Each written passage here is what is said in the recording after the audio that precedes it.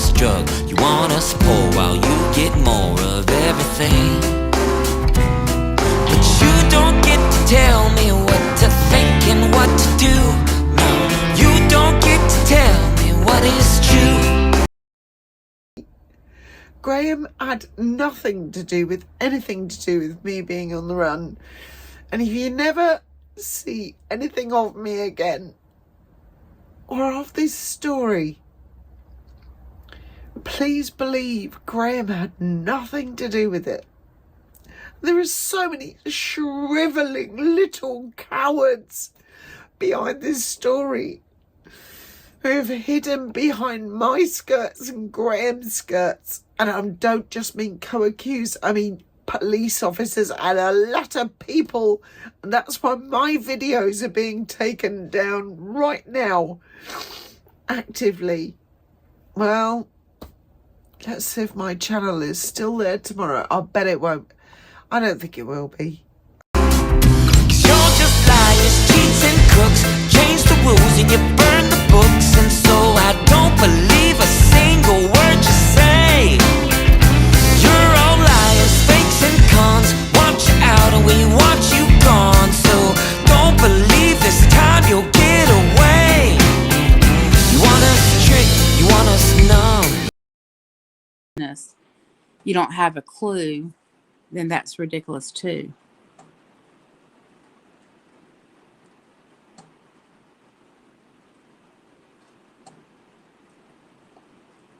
Yeah. And this last sentence Fiona said,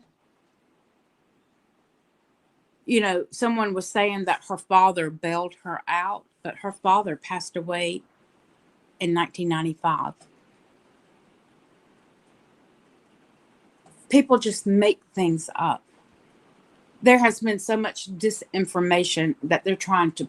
I don't know, Fiona. Did you get my message? I wrote you back. And what people fail to understand, the case against Fiona was dropped. It was dropped, people. She's not on trial. You're not the judge, jury, and executioner. You're not. Where it matters is where it counts, and the courts dropped the case, okay? I know it's hard for you to wrap your head around for some of you.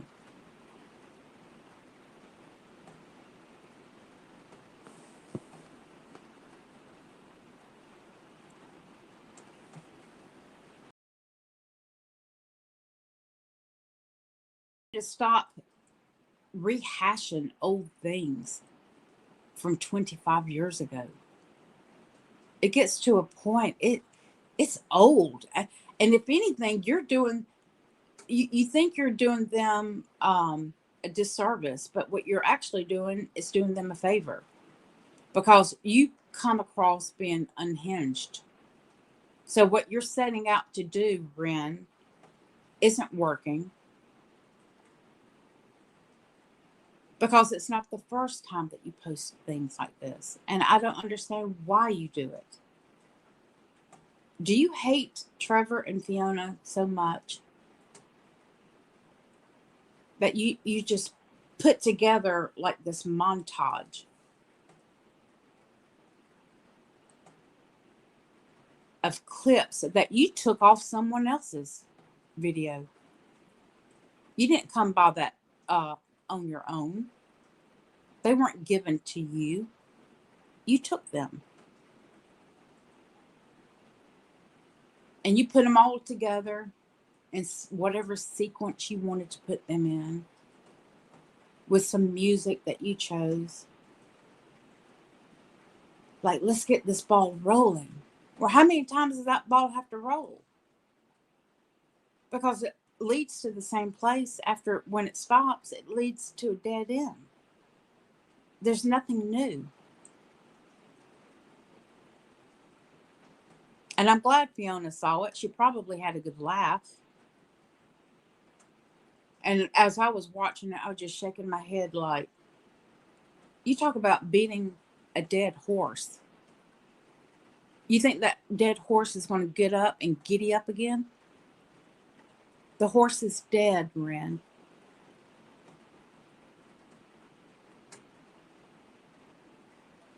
And I don't know how many times just in the past 8 weeks I've heard someone, another content creator, say, we're going after him this time. This time we're going to do it. What do you mean this time you're going to do it?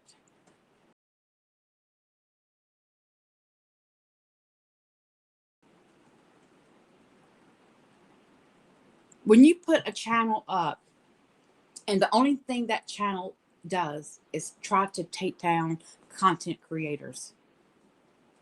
That's what the entire channel is about. You are the one with a problem. Not Fiona, not Trevor. I've seen them with Blair. I've seen videos with Candor. I've seen videos with Slime. I've seen videos with Michelle. And it's all to spin a bad light on these people.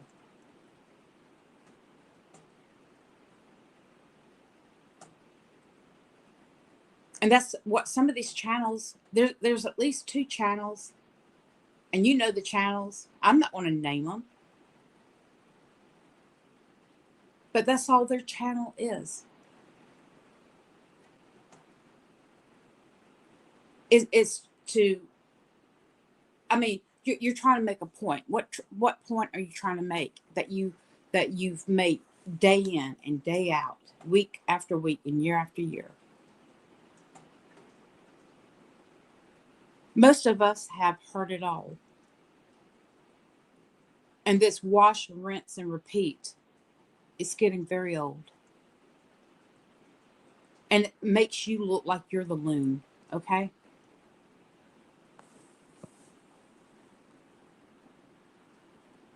Oh, okay. All right. Fiona, I wasn't going to name it. I wasn't going to name the channel, but you did. So I'm glad that you know the one I'm talking about. The entire channel is a channel around negativity for content creators. And that's not the only channel either. It's not. Wake at midnight and hear a horse's feet. Don't go drawing back the blind or looking in the street. Them that asks no questions isn't told a lie. Watch the wall, my darling, while the gentlemen go by. The brishwood back again and they'll be gone next day. If you see the stable door setting open wide, if you see a tired horse lying down inside, if your mother mends a coat cut about and tore, if the lining's wet and warm, don't you ask no more.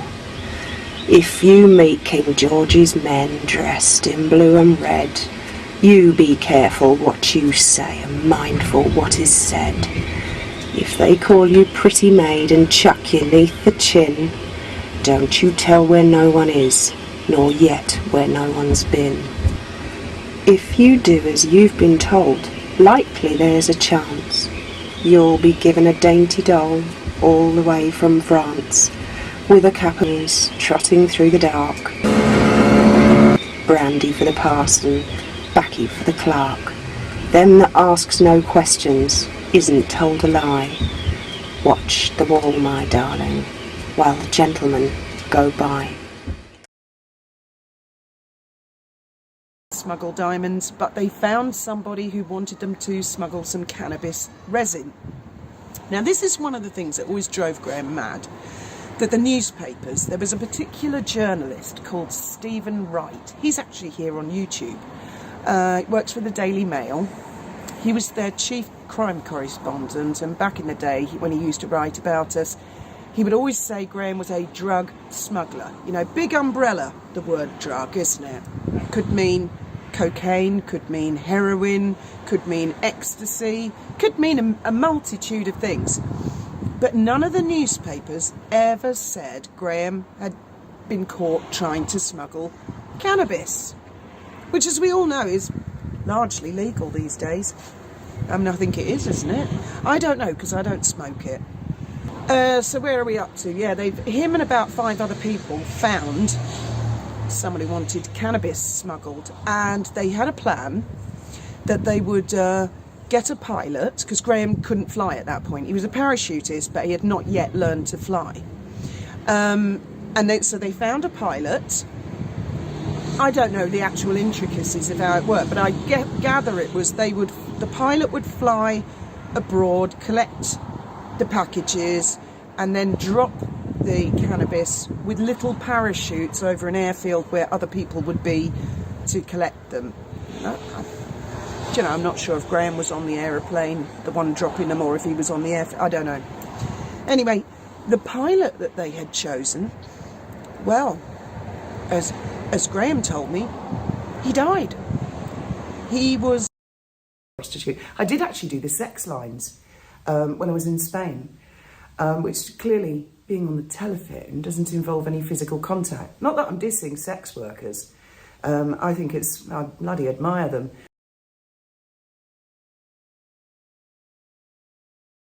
No, they don't all. Well, I suppose some of them might. There was one who did get a job in the National. Yes, I do still remember him. He was a complete dickhead, but that's another story. And I've got dirt on him. But I've refrained on YouTube because I'm nice. I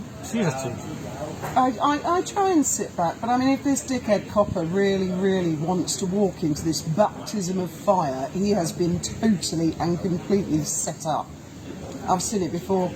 And I mean, this is all hypothetical. I may or may not know this person, and I may or may not be helping them, and I may or may not be laughing my tits off at night about it. I couldn't possibly comment. No. What was that guy from the House of Cards or something, wasn't it? I can see how you may think that, but I couldn't possibly confirm or deny it. Something like that, wasn't it? Francis Urquhart. Urquhart, that's right. Oh, yes. Possibly confirm it or deny it. Politics, it's... Well, I believe it may or may not be a much older gentleman, PC, who may or may not be a misogynist, racist, homophobe and bigot. And they are my favourites to play with because they're so fucking easy.